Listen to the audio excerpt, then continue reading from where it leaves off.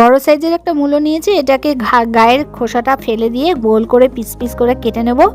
আর আইস দিয়ে এটাকে ভিজিয়ে রাখবো যতক্ষণ না আইসটা গলছে ততক্ষণ পর্যন্ত। এদিকে একটা পাত্রের মধ্যে কর্নফ্লাওয়ার আর চালের গুঁড়ো আর নুন দিয়ে গুলে নিতে হবে। এটাকে এবার গরম তেলের মধ্যে ভেজে ফেলতে হবে। দুর্দান্ত স্বাদের এই রেসিপিটা চটপট বানিয়ে ফেলুন বাড়িতে।